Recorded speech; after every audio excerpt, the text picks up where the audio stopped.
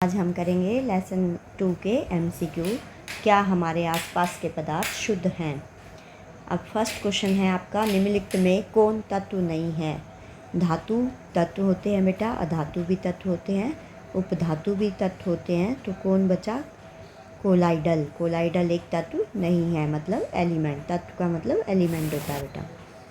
निम्नलिखित में कौन शुद्ध पदार्थ नहीं है। अब शुद्ध पदार्थ क्या होते हैं बेटा? जिनके सभी कण एक समान होते हैं। अब इसमें शुद्ध पदार्थ कौन नहीं है बेटा? ये है गंगा जल। अब गंगा जल में क्या होता है? अनेक अशुद्धियाँ मिल जाती हैं रास्ते में।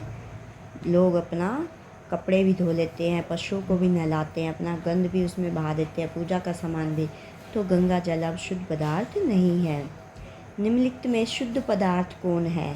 अब शुद्ध पदार्थ इसमें कौन आएगा बेटा? स्रावित जल। स्रावित जल क्या है? शुद्ध पदार्थ है। यौगिक में तत्वों का अनुपात। अब यौगिक में तत्वों का अनुपात क्या होता है बेटा? निश्चित होता है। जब 2 या 2 से अधिक तत्व किसी निश्चित अनुपात में मिलकर एक नया पदार्थ बनाते हैं तो उसे यौगिक कहते हैं। तो इसलिए हम कहेंगे यौगिक में तत्वों का अनुपात निश्चित होता है बेटा। परिक्षिप्त प्रावस्था एवं प्रक्षेपण माध्यम से मिलकर बने विलयन को क्या कहा जाता है। यहाँ पर आएगा कहा जाता है या क्या कहा जाता है। तो क्या कहा जाता है बेटा? कोलाइडल विलयन। ये आपको याद रखना है। परिक्षिप्त प्रावस्था जो होती है हमारी ठोस, द्रव, गैस, और प्रक्षेपण माध्यम है। जैसे ठोस है तो उसकी तीन माध्यम है उसके, ठोस से ठोस में, द्रव में, गैस में। ये प्रक्षेपण माध्यम होता है बेटा। और इसमें बने विलयन को हम कहते हैं कोलाइडल विलयन। निम्नलिखित में कौन शुद्ध पदार्थ है। अब इसमें शुद्ध पदार्थ बेटा दूध भी नहीं है, रक्त भी नहीं है, जल है शुद्ध पदार्थ। जल क्या है? शुद्ध पदार्थ है। निम्नलिखित में कौन अशुद्ध पदार्थ है। अब है बेटा 7वां क्वेश्चन, निम्नलिखित में कौन अशुद्ध पदार्थ है। तो अशुद्ध पदार्थ क्या है बेटा? वायु, क्योंकि ये कई गैसों का मिश्रण है, तो सभी गैसों के घटक समान नहीं हैं। नेक्स्ट है आपका, निम्नलिखित में कौन विलयन है। तो विलयन क्या होता है बेटा? विलयन होता है जैसे आप किसी वाटर में, मान लो वाटर है आपके पास किसी बीकर में, और इसमें आप मिला देते हो साल्ट या चीनी। चीनी को कहते हैं शुगर। अगर आप इसमें सॉल्ट मतलब नमक मिला देते हो, चीनी मिला देते हो, और वो पूरी तरह से घुल जाता है, तो उसे हम कहते हैं विलयन। अब इसने लवण विलयन, मतलब इसमें नमक मिलाया है, तो वो क्या है? विलयन है। ठीक है। अब चोक है वो पूरी तरह नहीं मिल पाएगा, तो जब पूरी तरह नहीं मिल पाए तो उसे हम कहते हैं बेटा निलंबन। क्या कहते हैं? निलंबन। ये इसी तरह ये भी पूरी तरह नहीं घुल पाएंगे। साबुन कई बार क्या होता है पानी में फट जाता है, देखा होगा आपने, पूरी तरह से नहीं घुल पाता। तो बचा कौन? लवण विलयन है बेटा इसमें। निम्नलिखित में कौन निलंबन है। निलंबन अभी क्या होता है बेटा? जैसे हम किसी विलयन में, पानी में हम डाले आटा। क्या डाले बेटा? हम आटा डाल देते हैं, रेत डाल देते हैं, या क्या डाल देते हैं हम? मिट्टी। तो ये क्या होते हैं? इसके पार्टिकल पूरी तरह से पानी में नहीं घुल पाते। जब ये नहीं घुल पाते तो ये रास्ते में ऐसे क्या होता है बेटा? ऐसे अटके अटके दिखाई देते हैं आपको, अलग अलग टाइप के पार्टिकल।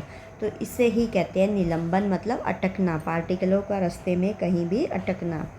तो ये निलंबन होता है। अब देखो चीनी विलयन, चीनी तो घुल जाएगी बेटा, सोडा भी घुल जाएगा, मटमैला जल। तो मटमैला जल क्या है? ये यानी कि इसमें हमने मिट्टी मिलाई है, तो मटमैला जल हो गया है, वो जगह जगह अलग सा दिखाई देगा, तो इसी को हम कहते हैं निलंबन। निम्नलिखित में कौन कोलाइड है।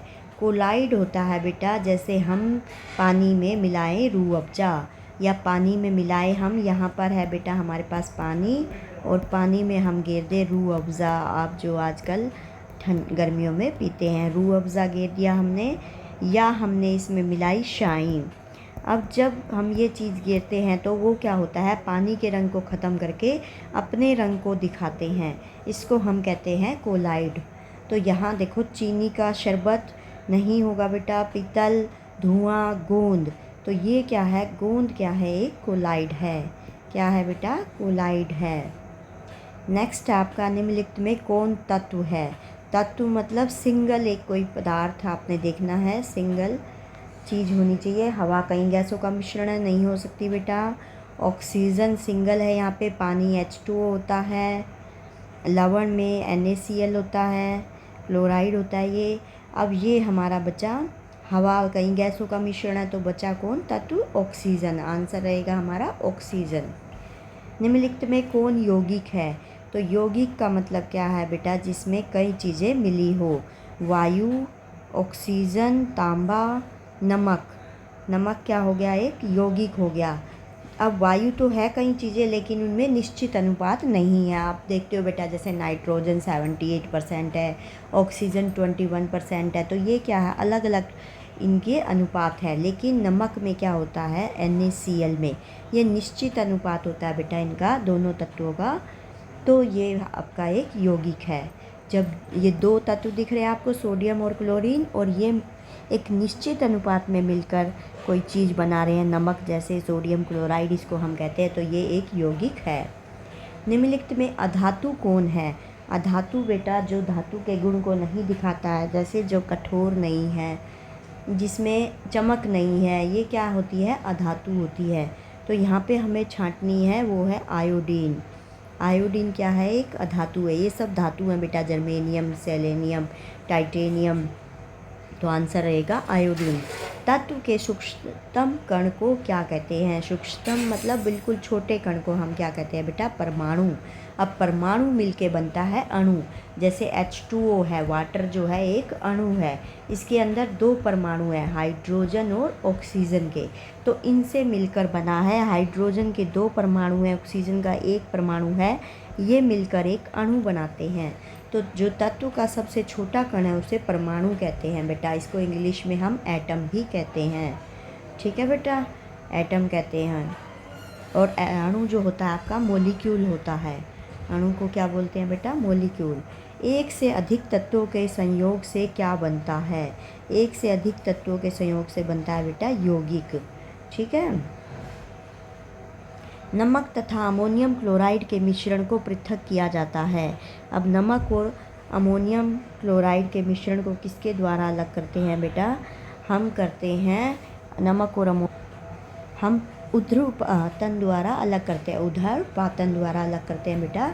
यहाँ पर ये ऑप्शन जो है सही नहीं है, ये गलत होगा। हम नमक तथा अमोनियम क्लोराइड के मिश्रण को ऊर्ध्वपातन विधि द्वारा अलग करते हैं। दूध से क्रीम को पृथक करने के लिए जिस विधि का उपयोग किया जाता है वह है अपकेंद्रीकरण। उसे क्या कहते हैं बेटा? अपकेंद्रीकरण। घर में आपने देखा होगा, मम्मी दूध से क्या निकालती है? दही जमाती है, दही से मक्खन निकालती है। रंग वाले घटक डाई को नीले अथवा काले रंग की स्याही से पृथक किया जाता है। तो कैसे पृथक किया जाता है बेटा? ये किया जाता है वाष्पीकरण द्वारा। ठीक है, डाई को अगर हमें नीले अथवा काले रंग की स्याही से पृथक करना है तो वो वाष्पीकरण द्वारा होता है। दो अघुलनशील द्रवों के मिश्रण को पृथक किया जाता है पृथककारी कीप द्वारा। जैसे बेटा देखो, आपने पानी में, ये आपके पास पानी है और पानी में आपने आटा मिलाया।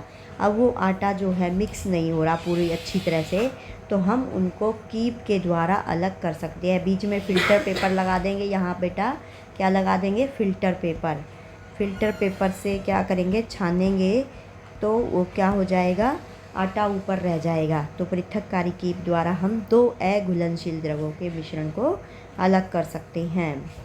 काली स्याही में उपस्थित डाई को पृथक किया जाता है। अभी ऊपर बताया था बेटा, डाई को हम पृथक करते हैं वाष्पीकरण द्वारा, और यहाँ पर वाष्पीकरण नहीं है तो क्या आंसर आएगा? क्रोमेटोग्राफी द्वारा।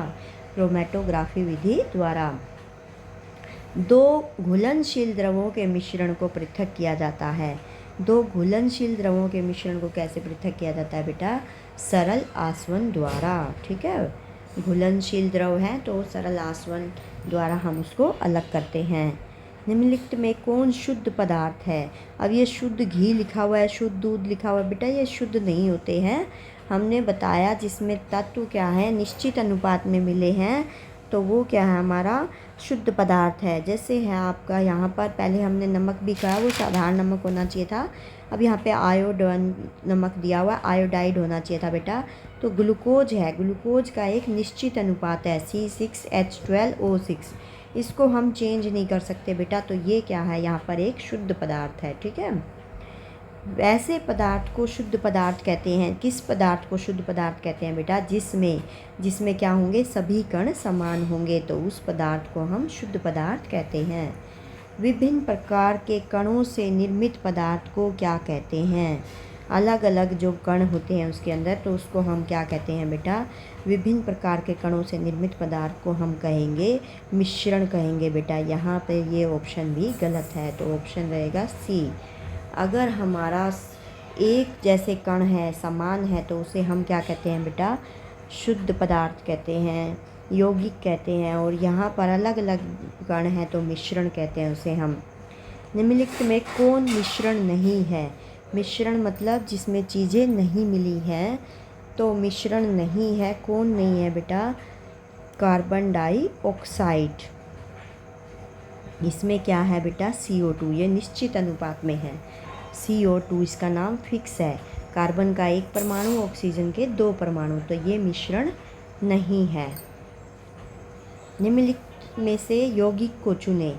यौगिक क्या है बेटा? जो 2 या 2 से अधिक तत्वों को निश्चित अनुपात में मिलाने से बना है। जैसे जल है, इसमें H2O। ये है आपका पीतल बेटा, ये है लोहा, ये सिंगल है, तो ये यौगिक तो है नहीं। क्लोरीन गैस भी सिंगल है। बचा क्या यौगिक? जल, क्योंकि इसमें 2 आपके तत्व मिले हुए हैं। 2 या 2 से अधिक तत्वों के संयोग से क्या बनता है? यहाँ पर ये दिया नहीं है बेटा। 2 या 2 से अधिक तत्वों के संयोग से निश्चित अनुपात में कहना था उसे। तो निश्चित अनुपात में यदि दिया हो तो यौगिक, और अनिश्चित अनुपात में दिया हो तो मिश्रण आएगा, ठीक है बेटा। मिश्रण 2 प्रकार के होते हैं। सही युग्म को चुनें। अब 2 प्रकार के कौन से होते हैं बेटा? सममांगी और असमांगी। यहाँ सममांग और असमांग लिखा हुआ है, ये भी चल सकता है, नहीं तो बेटा ऐसे भी पेपर में आ सकता है। सममांगी और असमांगी मिश्रण 2 प्रकार के होते हैं, सममांगी और असमांगी। अगला है आपका सही कथन को चुनें। सममांग मिश्रण में एक ही प्रावस्था होती है, जैसे कोलाइड। ये क्या है आपका बेटा? ये बिल्कुल गलत है आपका। सममांग मिश्रण में एक ही प्रावस्था होती है। अगला है विषमांग मिश्रण में 2 प्रावस्थाएं होती है। हमने चुनना है ये कोलाइड, इसमें गलत दिया हुआ बेटा। विषमांग मिश्रण में 2 प्रावस्थाएं होती है, जैसे निलंबन और कोलाइड। यहाँ पर आना था आपका जैसे विलयन, तब तो ये ठीक होता बेटा। समांग मिश्रण में जो एक प्रावस्था होती है वो होती है विलयन, और यहाँ लिख दिया कोलाइड, तो ये हो गया गलत। अब विषमांग मिश्रण में 2 प्रावस्थाएं होती है, जैसे निलंबन और यहाँ पे लिखना था कोलाइड, तो ये यहाँ पर ठीक है बेटा। सममांग मिश्रण सेक्स तत्वों से निर्मित होती है, ये भी गलत है। विषमांग मिश्रण यौगिक से निर्मित होती है, ये भी गलत है। तो उत्तर आपका रहेगा विषमांग मिश्रण में 2 प्रावस्थाएं होती हैं। तत्व क्या है बेटा? सरलतम पदार्थ है, ये भी ठीक है। समान परमाणुओं से निर्मित होते हैं, ये भी ठीक है, क्योंकि उसमें तत्व का मतलब है बेटा सिंगल एलिमेंट। अब सिंगल एलिमेंट है जैसे आपका चांदी, सोना, तो अब चांदी है तो उसमें चांदी के ही सभी समान परमाणु होंगे, और किसी और चीज़ के नहीं होते, तो वो सरलतम पदार्थ है। जब उसके अंदर एक ही पदार्थ है तो वो सरलतम भी हो गया बेटा। और एक जैसे ही परमाणु है, ये भी ठीक है। तो आंसर रहेगा ए और बी दोनों सही हैं, ठीक है। निम्नलिखित में तत्व कौन है? अब तत्व कौन है बेटा? जो सिंगल एलिमेंट होगा। हाँ, नमक होता है आपका NaCl, हवा में कई गैसों का मिश्रण होता है, तो सिंगल क्या है आपका? सोना। चीनी क्या है? चीनी भी मिश्रित है बेटा, तो ये आपका रहेगा आंसर इसमें सोना। 2 या 2 से अधिक घुलनशील द्रवों जिनके क्वथनांक, ये आएगा बेटा क्वथनांक, बहुत गलतियां हैं बीच में। जिनके क्वथनांक मतलब बॉइलिंग पॉइंट, क्वथनांक का मतलब होता है बॉइलिंग पॉइंट। बॉइलिंग पॉइंट का अंतर 25 के से कम होता है के मिश्रण को पृथक किया जाता है। किससे पृथक करेंगे बेटा? जो 2 घुलनशील द्रव होंगे और जिसके बॉइलिंग पॉइंट का डिफरेंस 25 के से कम होगा, तो उन्हें अलग करते हैं प्रभाजी आसवन विधि द्वारा। किस द्वारा करते हैं? प्रभाजी आसवन द्वारा। वायु के घटक गैसों को पृथक करने के लिए द्रवित वायु का क्या करते हैं? तो द्रवित वायु का क्या करते हैं बेटा? प्रभाजी आसवन करते हैं। ये एक वाष्पीकरण की ही विशिष्ट विधि है। निम्नलिखित में कोलाइड कौन है? अब कोलाइड कौन है बेटा? बादल। ठीक है, क्योंकि अगर बादल आ जाए तो आपको बादल ही बादल नज़र आते हैं, तो ये है एक कोलाइड आपका। निम्नलिखित में कौन ऊर्ध्वपातित नहीं हो सकता? कौन ऊर्ध्वपातित नहीं हो सकता बेटा? गंधक। कौन नहीं हो सकता? गंधक। निम्नलिखित में कौन भौतिक परिवर्तन है? भौतिक परिवर्तन क्या होता है बेटा? जिसमें आप उसको काटेंगे तो वो वैसा ही रहेगा, कुछ लग गया तो वो भी वैसा ही रहेगा। अब जैसे लकड़ी जलाना, ये आपका क्या हो गया बेटा? रासायनिक परिवर्तन। लोहे में जंग लगना भी रासायनिक परिवर्तन है। नमक को जल में घोलना भी रासायनिक परिवर्तन है। अब हमारा बचा क्या बेटा? पेड़ काटना। अब पेड़ काटेंगे तो क्या होगा? पेड़ तो पेड़ ही रहेगा, उसकी लकड़ियाँ ही मिलेंगी बेटा। तो ये क्या है हमारा? आपका क्या हो गया बेटा? ये एक भौतिक परिवर्तन हो गया। ओके बेटा, काट दे।